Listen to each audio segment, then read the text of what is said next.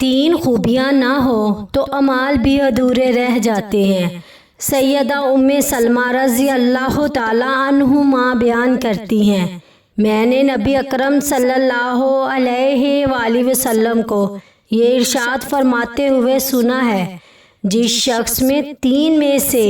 کوئی ایک چیز نہ ہو وہ عمل کے حوالے سے کوئی چیز شمار نہ کرے، ایسا تقوی جو اسے حرام چیزوں کے ارتکاب سے روک دے،